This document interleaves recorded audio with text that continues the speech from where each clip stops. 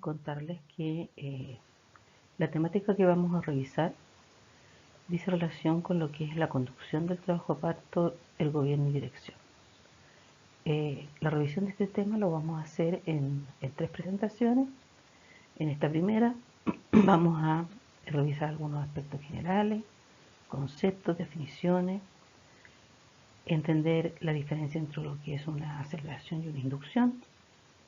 En la segunda parte veremos 2 metódicas específicas dentro del gobierno y dirección, como es la conducción ocitósica y la miotomía. Y en la tercera parte vamos a revisar aspectos de la anestesia, que es otro de los elementos o metódicas que se utilizan durante el gobierno y dirección. Entonces, empecemos con esta primera parte de la presentación, que dice relación entonces con la conducción del trabajo de parto, el gobierno y dirección.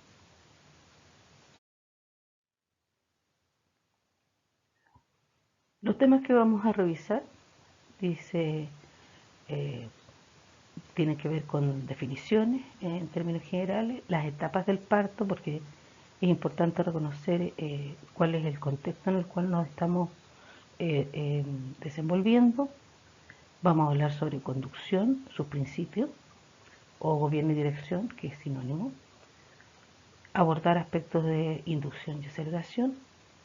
Y en términos generales vamos a conocer los elementos que están integrados a esta metódica de conducción y gobierno del trabajo de parto.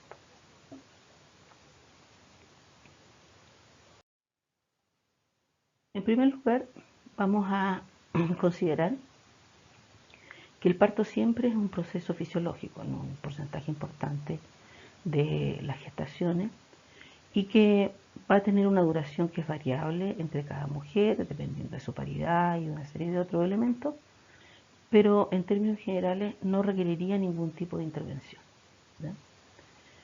Si existe un buen pronóstico, no hay antecedentes de riesgo, y las etapas del trabajo de parto se cursan y evolucionan en forma normal o fisiológica, vamos a poder enfrentar lo que denominamos un parto natural o espontáneo, que no necesita, como recién les decía, ningún tipo de intervención ni procedimiento que interfiera en esta etapa. Eso es como un concepto inicial que siempre tenemos que tener en cuenta. Por lo tanto, cuando nos vamos a referir al gobierno de dirección, va a ser en aquellos casos en que esta evolución, por alguna razón o por alguna necesidad materna, ¿ya?, no permite, a pesar de que pueda existir un buen pronóstico y a pesar que no puedan existir elementos de riesgo, ¿ya?, no es el camino de un parto espontáneo no intervenido.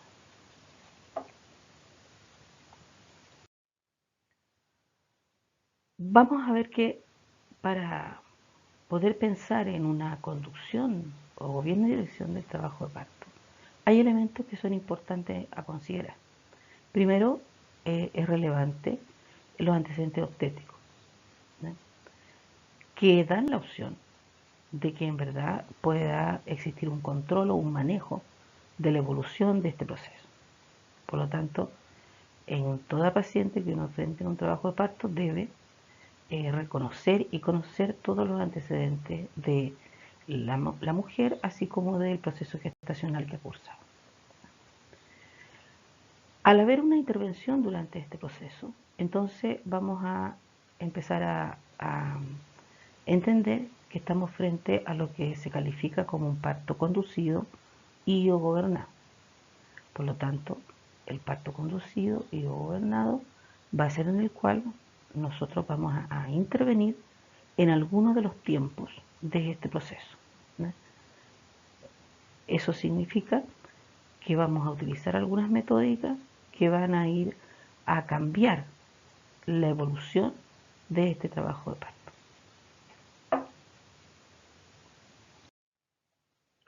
Por lo tanto, si estamos hablando de los tiempos en que nosotros vamos a intervenir, tenemos que reconocer que en las etapas del parto, o que el parto tiene diferentes etapas, y desde el punto de vista clínico, El primero que describió o la descripción que se reconoce y que se utiliza es la establecida por Friedman. Friedman hizo una gráfica respecto de la evolución del periodo del trabajo de parto, fundamentalmente en relación al tiempo y a las horas de duración de sus diferentes etapas.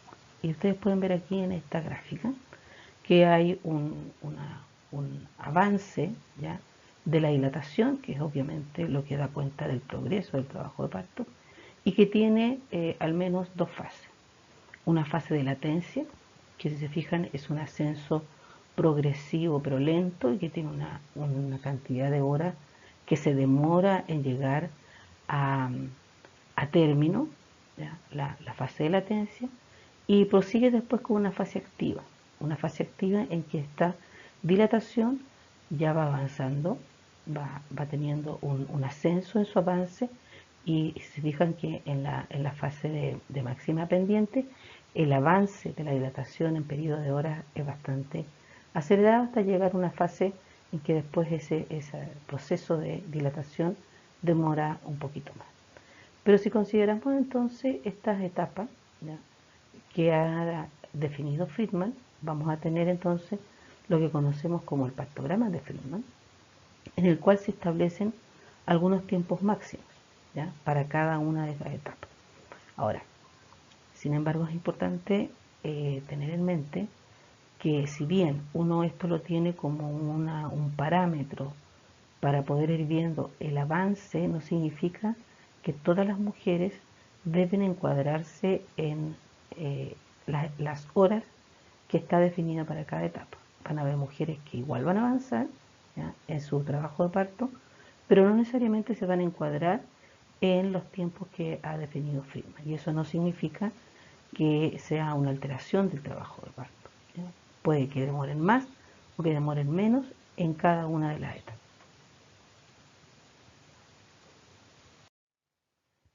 Entonces, lo primero que tenemos que reconocer es que durante el parto, como proceso, vamos a distinguir tres grandes etapas. La primera etapa, que es la del periodo de dilatación, y es en esa en la que se enfoca esta evolución o este pactograma de Friedman. Una segunda etapa que tiene que ver con el periodo expulsivo, es decir, cuando ya se ha terminado el proceso de dilatación, que es la etapa más larga, y se procede o se genera la expulsión del feto hacia la vía extrauterina. Y la tercera etapa que tiene que ver con el alumbramiento, que es la salida de la placenta y sus anexos.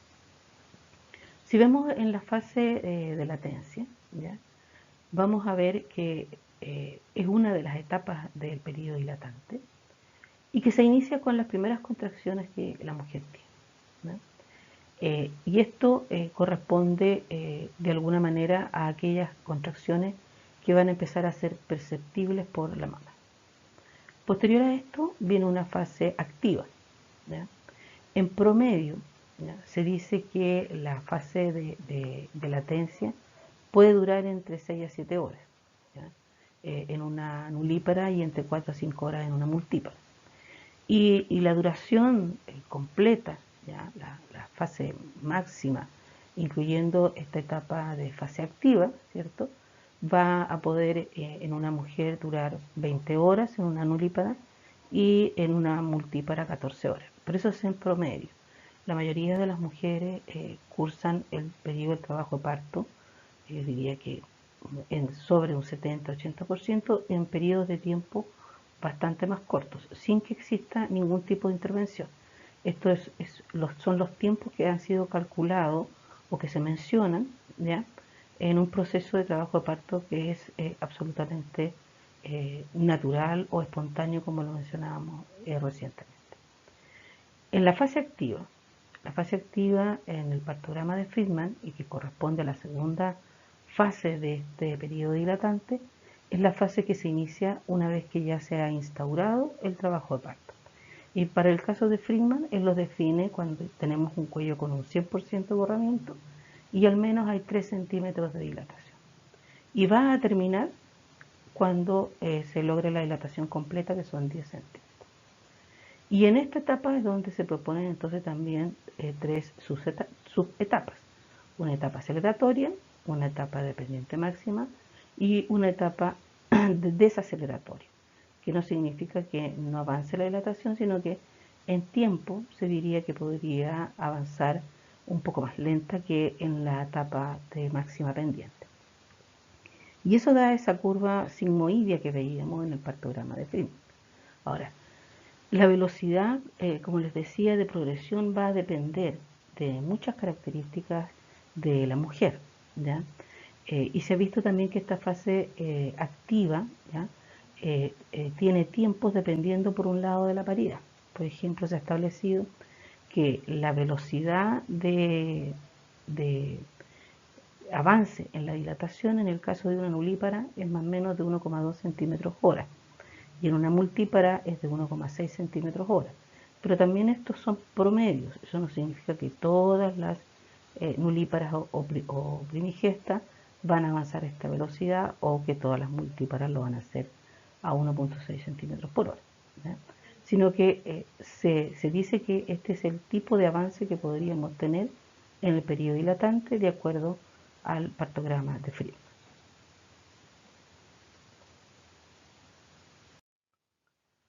Es importante también reconocer que en lo clínico nosotros usamos un tipo de nomenclatura que incorpora este partograma de Freeman, pero que define las etapas del parto, del trabajo de parto y específicamente del periodo dilatante, con otras denominaciones, pero que se encuadra más o menos en la misma evolución o en el mismo sistema de evolución eh, que, que plantea Freeman. Y es así entonces que dentro de la fase, eh, la primera fase de Freeman, ¿ya? Que es esta fase en la cual la mujer puede demorar, como veíamos, 14, incluso hasta 20 horas, ¿ya? Eh, y en que todavía no está instalado un trabajo de parto como tal, ¿ya? Que es la fase de latencia, es lo que hemos en clínica denominamos la etapa prodrómica, es decir, un periodo en el cual se empiezan recién a instalar las contracciones, empiezan a haber pequeñas modificaciones en el cuello, pero el trabajo de parto como tal no se ha instalado. Una vez instalado el trabajo de parto, en clínica nosotros podemos diferenciar como tres etapas bien específicas de acuerdo a los centímetros de dilatación. Y es así como todo este proceso estaría ya en lo que según Friedman lo define como la fase activa o aceleratoria, ¿ya? Y tenemos entonces tres grandes etapas dentro de esta clasificación: un trabajo de parto inicial, un trabajo de parto franco y un trabajo de parto avanzado. En el trabajo de parto inicial tenemos como parámetro que la mujer va a tener obviamente una actividad uterina instalada, ¿ya? Y al menos debería tener un trabajo de parto instalado, por lo tanto, a partir de los 2 centímetros. Y la fase inicial entonces, que es la que dura más también dentro de estas etapas, va a estar entre los 2 a 3 centímetros, ¿ya? Va a pasar a la etapa de trabajo de parto franco de los 4 centímetros y hasta los 7 centímetros. Y al trabajo de parto avanzado cuando ya tenga 8 centímetros hasta que logre la dilatación completa. Si ustedes se fijan, tenemos en los dos extremos, ¿ya? Desde el punto de vista de la clínica, la etapa prodrómica y la etapa, digamos, activa, de acuerdo a la clasificación o denominación que hace Freeman. Pero en términos generales, esta denominación, esta clasificación de las etapas con el partograma de Freeman son en paralelo, es decir, se complementan, ¿ya? Les planteo esto porque en la clínica ustedes van a ver esta denominación, más que fase aceleratoria y fase activa, ¿ya? Van a estar viendo lo que son el trabajo parto inicial, el franco y el avanzado.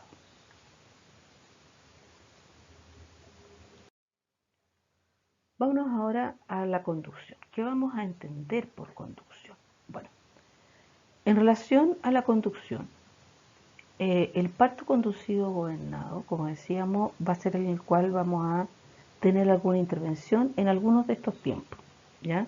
En el trabajo de parto en la fase activa, en el trabajo de parto franco, en el trabajo de parto avanzado o incluso en el trabajo de parto inicial. ¿Ya? Por lo tanto, intervenimos. Pero intervenimos con 3 objetivos bien específicos. El primero es incorporar ciertas metódicas de tal manera que podamos de alguna forma acortar estos tiempos. ¿Ya? Entonces, la conducción es el uso de algunas metódicas, que fundamentalmente son 3, ¿ya? Que nos van a permitir, por un lado, acortar el trabajo de parto, por la razón que sea. Por otro lado, se indica esta conducción o gobierno y dirección, y que diría que es a la que se responde en casi el 100% de los trabajos de parto, es aliviar el dolor materno cuando la mujer no logra controlar en forma espontánea o natural el dolor. Y la tercera razón por la cual se llega a un gobierno y dirección o a una conducción del trabajo de parto es cuando este trabajo de parto por alguna razón se va alejando de su evolución fisiológica. Por ejemplo, decíamos que en el partograma de Friedman vamos a tener que, en el caso de una nulípara, se establece que su avance en la fase activa sea de 1.2 centímetros hora. Ahora, fundamentalmente en la evolución lo que uno hace es evaluar que progrese, más que centrarse solo en el tiempo, es que vaya avanzando. Pero a veces, en conjunto con que el tiempo pasa, no se produce este avance. Y eso entonces ya nos lleva a pensar que hay algo, o por alguna razón, hay algún parámetro que se está yendo de su evolución fisiológica. Y en ese caso entonces se interviene. Al intervenir en la etapa que se esté de ese trabajo de parto, entonces estamos frente a un proceso de gobierno y dirección o conducción. Ahora, este gobierno y dirección y conducción puede ser planificado previamente porque se sabe que no va a avanzar como corresponde o como se espera que avance, o porque durante el proceso del trabajo de parto uno se da cuenta de que este avance esta evolución no es la mejor. Y para eso entonces, para esta conducción y gobierno y dirección, lo que hacemos es utilizar ciertos fármacos que actúan sobre la contractilidad uterina. Mejoran, potencian, regulan la contractilidad uterina. Se puede utilizar otra metódica que es la rotura artificial de las membranas, la amniotomía, ¿ya? Que también tiene sus indicaciones precisas.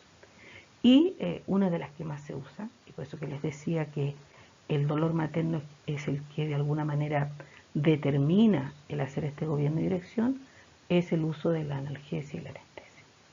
Sin embargo, no podemos perder de vista que en cualquier trabajo de parto deben existir otras conductas, otras intervenciones que nos corresponde fundamentalmente hacer nosotros como matronas y que tiene que ver con cuidar a esta mujer respecto de su reposo, respecto de la posición que quiera, respecto de su hidratación, de su eliminación, de su alimentación, del apoyo psicológico, hacer controles de algunos parámetros específicos como es la dinámica uterina, los latidos cardíacos fetales y obviamente la evolución de la hidratación. Esto es en todos los trabajos de parto y esto se sigue manteniendo en aquellos en los cuales nosotros o se define hacer, porque no somos nosotros quienes lo definimos, se define hacer un gobierno y dirección con estas 3 metódicas. Farmacológicamente actuar sobre la contracción uterina, amniotomía o rotura artificial de membrana y analgesia y anestesia. Veamos un concepto importante que tiene que ver con definir bien lo que es una aceleración y una inducción, ¿ya? Porque siempre a veces aquí hay algunas confusiones. Cuando hablamos de aceleración e inducción, significa que vamos a hacer una intervención. Ahora, si estamos haciendo una aceleración ya del trabajo de parto, quiere decir que vamos a usar procedimientos, cualquiera de los 3 que ya hemos señalado, ¿ya? Pero específicamente aquel que influye sobre la dinámica uterina. Por lo tanto, la utilización de fármacos que actúan, potencian o mejoran o regularizan la dinámica uterina. También puede ser la amniotomía. Pero estas metódicas se utilizan una vez que el trabajo de parto ya se ha instalado, es decir, existe un trabajo de parto que se inició y que está evolucionando, y que por alguna razón necesitamos disminuir sus tiempos o potenciar la actividad uterina y por lo tanto se hace una aceleración. Eso significa que esta mujer, esta gestante, al menos tiene 2 centímetros de dilatación. En cambio, en la inducción vamos a utilizar metódicas también, ¿ya? Fundamentalmente orientadas a potenciar la actividad uterina, ¿ya? Pero en donde el trabajo de parto aún no se ha iniciado. Es decir, podríamos decir que estamos en la etapa prodrómica, ¿ya? Y por lo tanto, no es un inicio espontáneo del trabajo de parto. Y lo que uno hace, por diferentes razones, y vamos a ver cuáles pueden ser, ¿ya? Es que inicia esta actividad uterina, fundamentalmente con el uso de fármacos, ¿ya? Hasta que logra llegar a los 2 centímetros. Cuando ya llega a los 2 centímetros, acabó la inducción, y si la utilización de los fármacos se mantiene, que es lo que normalmente ocurre, dejó ya de ser una inducción y pasó a ser una aceleración, ¿ya? Ahora, para poder realizar esta inducción, también se tienen que generar ciertas valoraciones previas. Y una de las valoraciones importantes que se utilizan es el índice de Bishop, ¿ya? Y el índice de Bishop, en el cual lo que hacemos es que se definen 5 parámetros, fundamentalmente respecto de la condición del cuello uterino, y se le da un puntaje, ¿ya? Y el puntaje, bueno, va de 0 hasta 10.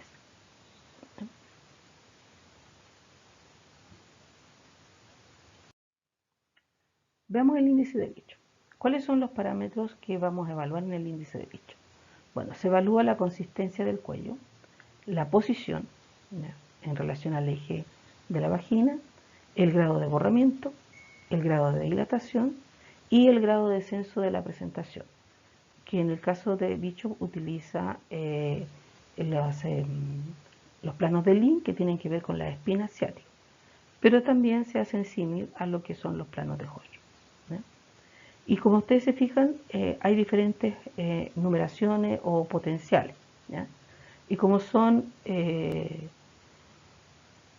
3 el valor máximo, es decir, cuando está el óptimo, para 5 parámetros, lo que se espera es que en general lleguemos al máximo de Bishop, que es entre 8 y 10, ¿ya? Entonces así vamos a ver que la consistencia, vamos a encontrar cuando está todo en 0, es un cuello absolutamente inmaduro, no tiene ningún cambio. Es firme, es posterior, tiene el mínimo de borramiento, no hay dilatación y la cefálica está prácticamente alta, pelotea. Cuando estamos en una valoración 1 y 2, va a ir cambiando un poco el grado de la consistencia, el cuello va a ir siendo más blando, se va a ir colocando más central o más en dirección al eje del canal de la vagina, su grado de borramiento va a ir aumentando, va a ir entre un 30 y un 50 y un 50 y un 80, depende si es 1 o 2, ¿ya? Y la dilatación, si ustedes se fijan, va a encontrarse entre 1 o 2 centímetros, ¿ya? Y la presentación cefálica ya va a ir de alguna manera encajándose en la cavidad pélvica. Si nosotros sumamos estos puntos, en general lo que se llega son a Bishop entre 6 y 8. 8 es el más óptimo, ¿ya? Y después tenemos la valoración 3 en cuanto en que la consistencia ya, el cuello es absolutamente blando, está absolutamente centralizado, la mayoría de las veces está 100% borrado y obviamente ya estamos en un trabajo de parto, ¿ya? Entonces nos centramos fundamentalmente en la puntuación 0, 1 y 2, ¿ya? Se suman los puntos que da cada uno de los parámetros y se obtiene entonces el índice de Bishop.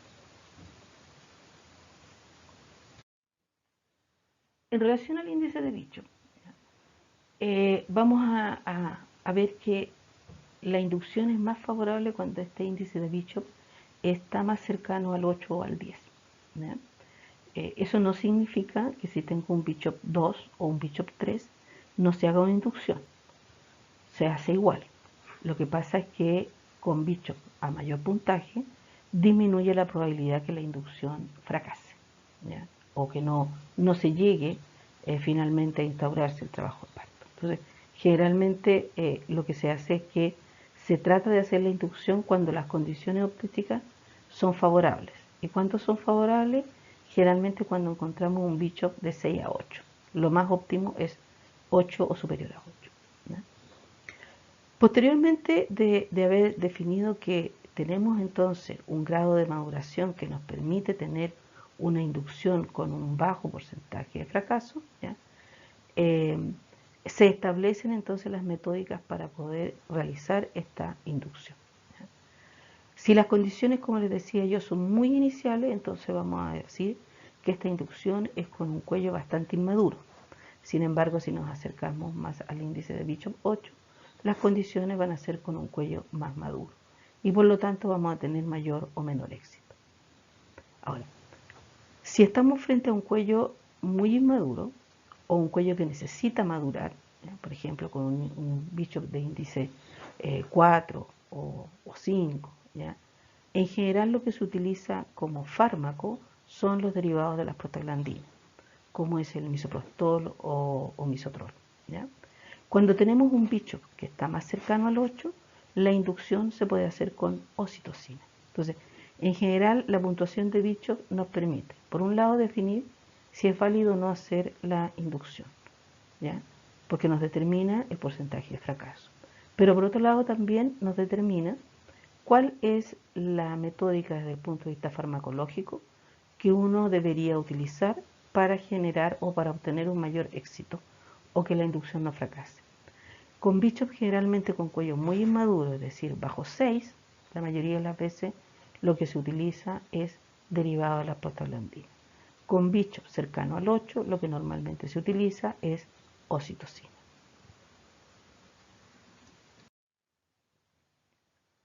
Vamos a ver algunos aspectos generales en relación a lo que es la prostaglandina, ¿ya? O el misoprostol. ¿Ya? Este es un análogo de las prostaglandinas E1. ¿Ya? Es una droga que se utiliza masivamente ahora en obstetricia, debido a que es un potente uterotónico y que tiene la capacidad además de madurar el cuello. ¿Ya? Porque con el misoprostol lo que se logra es que al promedio más o menos de 10 horas, ¿ya? Con una dosis de misoprostol, se puede lograr entonces llegar a que se inicie el trabajo de parto.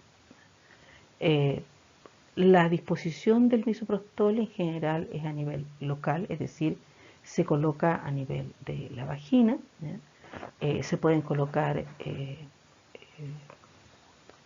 pedacitos, vienen en pastillitas que están ranuradas, por lo tanto son pastillas que tienen un total de 100 miligramos y se corta y se coloca 25 microgramos a nivel vaginal, ¿ya? Que puede ir repitiéndose, ¿ya? De estas tabletas ranuradas hasta 200 microgramos, ¿no? Y esto se puede hacer cada 4 a 6 horas dependiendo cómo madure. Y es posible entonces que se encuentren en clínica que tienen una paciente que lleva un día de inducción o está en segundo día de inducción, ¿ya?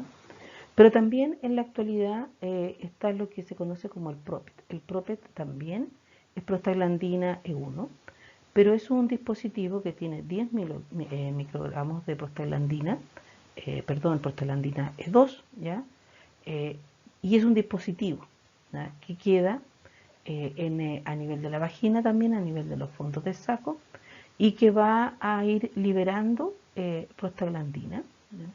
En una constante de más o menos de 0,3 a 0,4 miligramos hora. Y es una sola dosis, ¿ya? Por lo tanto, se colocan estos 4 microgramos, ¿ya? Y más o menos cada 12 horas se va evaluando. Ahora, ¿cuál es la ganancia que tiene este PROPET en relación a las pastillitas de prostaglandina? Primero que es una dosis única, ¿ya? Se coloca también en el fondo de saco, pero la prostaglandina tiene una característica respecto de cómo el útero responde a su acción. Y muchas veces se produce un aumento exagerado de la dinámica uterina que eventualmente podría generar una alteración de la vitalidad fetal. Ese es uno de los riesgos del uso de las prostaglandinas.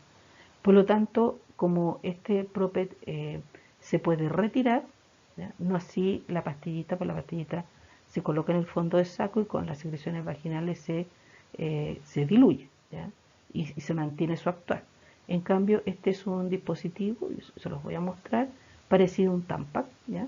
Y por lo tanto, en su interior se encuentra esta prostaglandina, que es de liberación progresiva, y por lo tanto, si tenemos una respuesta muy exagerada en relación del útero, esta se puede retirar a través de la cinta que queda hacia el exterior, ¿no? Y posteriormente se puede seguir con la administración de oxitocina si es que no la respuesta del útero de esta mujer es muy exagerada o muy exacerbada a las prostaglandinas.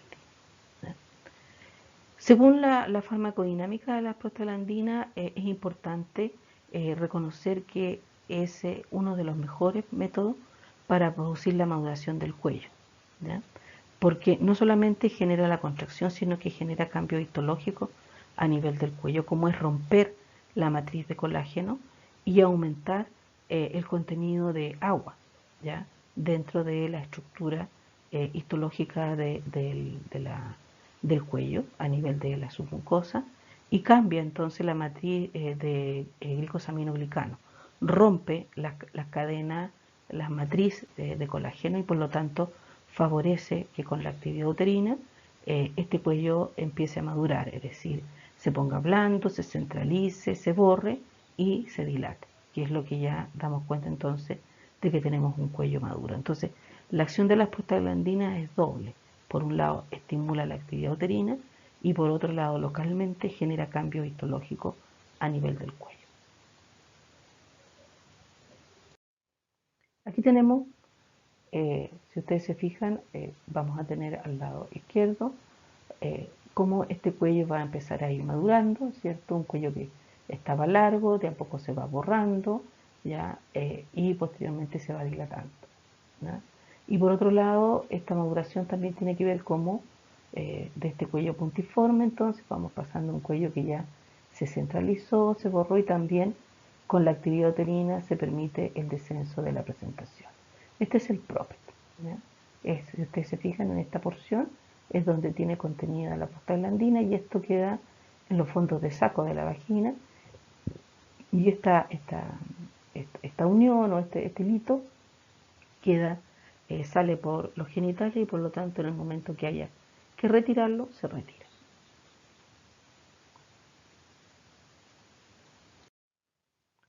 ¿Cuáles son las contraindicaciones y las complicaciones que tiene el uso de las prostaglandinas? Yo les decía, no está exenta de riesgo. Bueno, ¿cuándo está contraindicado? No usamos prostaglandina en una aceleración. En las aceleraciones se utiliza oxitocina, ¿ya? Porque ya hay una dinámica instalada, ¿ya? Por lo tanto, con un trabajo de parto instalado no se usan prostaglandinas. Tampoco se usa simultáneamente con la oxitocina. Cuando se empieza a usar oxitocina es cuando ya se piensa, se espera que la prostaglandina dejó de actuar. Por lo menos 30 minutos después de retirado el propet, por ejemplo, se podría empezar a usar oxitocina, ¿ya? En grandes multíparas, como son multíparas de más de 6, porque es un útero que podría responder muy potentemente a la acción, pero como es un útero que está sobredistendido o gastado por múltiples gestaciones, tiene más riesgo de romperse, ¿ya? En que hay una contraindicación de un parto vaginal. Cuando no hay posibilidad de parto vaginal, no se pueden utilizar. Cuando ya hay hipersensibilidad al fármaco, ¿ya? O en las pacientes que tienen una cardiopatía. Ahora, ¿cuáles son las complicaciones que se pueden dar? Bueno, el que aumente la frecuencia de las contracciones, ¿ya? Eso en forma alterada, digamos, en forma inapropiada, ¿ya? O que se alteren los latidos cardíacos fetales, ¿ya? O que aumente el tono, una hipertonía, un aumento exagerado del número de contracciones, una taquicistolía, ¿ya? Todo lo que tenga que ver con alteración de las características a nivel uterino. También se reconoce que podría eventualmente generar hipotensión o taquicardia, pero es escaso, ¿ya? Muy poco frecuente es que den náuseas, vómitos o diarrea, pero lo podrían presentar. Y bastante más raro, ¿ya?, es que se pueda dar coagulación intravascular diseminada, o rotura uterina, o reacción anafiláctica, o ataques de asma, ¿ya? hipersensibilidad exagerada al fármaco, hemorragias vaginales. Es decir, aquí son todos los efectos o complicaciones que podrían darse. En general, lo que uno más ve es que se altere la dinámica uterina, generando mayor número y aumentando el tono, lo cual también va a llevar a alteraciones de la frecuencia cardíaca fetal basal. ¿Cuáles son ahora los elementos que vamos a utilizar en toda conducción o gobierno y dirección? Vamos a usar la aceleración oxitóxica, que la vamos a ver en la próxima presentación, la amiotomía o rotura artificial de membrana o RAM, ¿ya? Y la analgesia. Esas son las tres grandes metódicas que se utilizan en un proceso de gobierno y dirección. Entonces, claramente definiendo que cuando estamos haciendo un gobierno y dirección, vamos a estar haciendo una aceleración. Cuando aún no estamos en gobierno y dirección, pero queremos intervenir de tal manera que el parto se empiece a producir, vamos a estar haciendo una inducción. En el caso de la inducción, la mayoría de las veces el fármaco que se utiliza es prostaglandina. En la conducción, gobierno y dirección, aceleración, lo que se utiliza es oxitocina. Bueno, nos queda un caminito por recorrer. Gracias por escuchar esta primera presentación.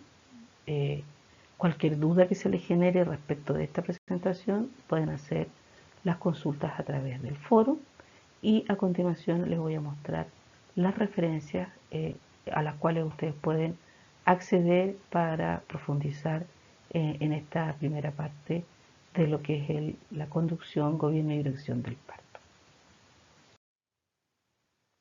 Estas son las referencias. Gracias.